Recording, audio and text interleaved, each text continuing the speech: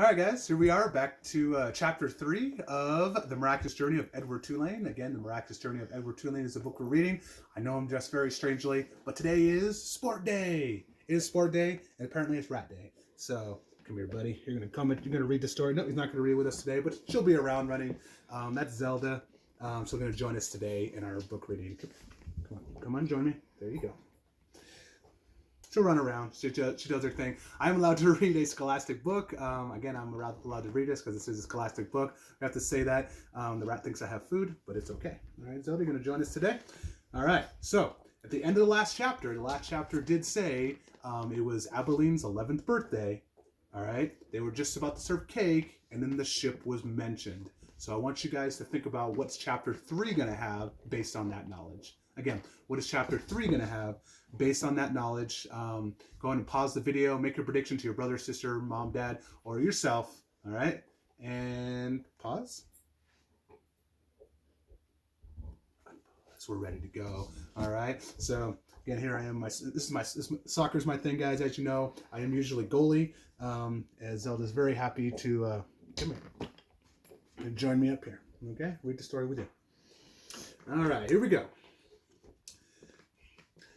She is called the Queen Mary, said Abeline's father, and you and your mamma and I shall sail on her all the way to London. What about the Pellegrina?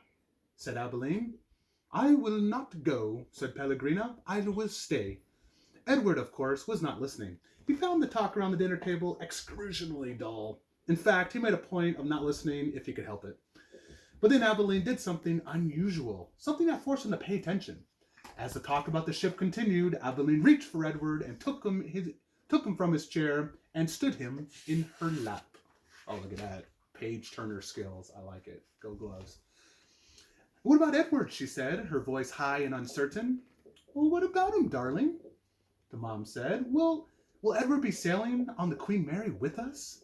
Well, of course, if you wish, although you are a little old for such little things as a china rabbit. Nonsense, said Abeline's father joyfully. Who would protect Abeline if Edward was not there?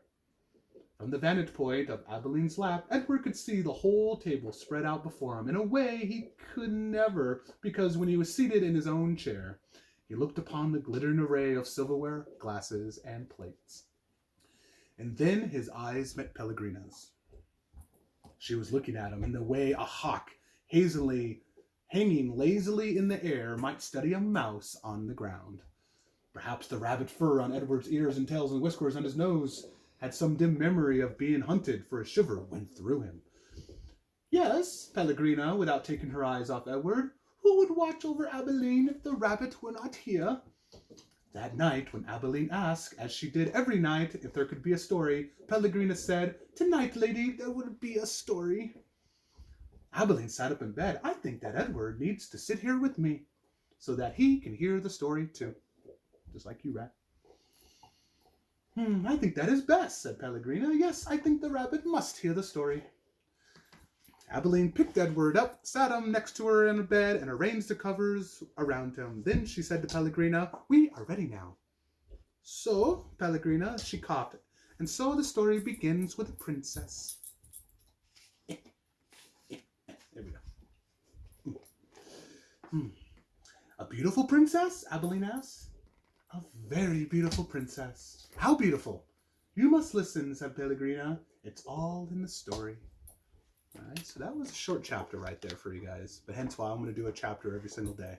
All right, here are your questions I want you to write down in your journal. Okay, remember you can handwrite it, which a lot of you guys are doing, and put it on Seesaw. I appreciate that. Some of you even put it on Dojo. That's great, but Seesaw works as well. So remember, you can handwrite it out, or you can type up your own thing and let me know what your answers are. Don't forget your complete sentences. All right, because we're not in school doesn't mean I'm not going to push for you guys. I want complete sentences. So your first question is, where was the family planning on going and taking Edward? Okay, again, where was the family planning on going and taking Edward? All right, so your sentence is going to be, the family was planning on going blankety blank. And number 5, the next question, what did Pellegrina agree to at the end of the chapter? Okay, again, what did Pellegrina agree to at the end of the chapter? So those are your questions to write down. There's also one other thing we haven't quite focused. I want you guys to write down what the setting is as well. All right, so you can say the setting is, and there's a couple different places, name them both. All right, so those are your questions. I'll see you guys tomorrow on, God, what's tomorrow? Tomorrow's Thursday. It's not PJ Day. I'll have to look up to see exactly which one that is, but dress up in your favorite sports outfit, guys, and send me those pictures. See you next time.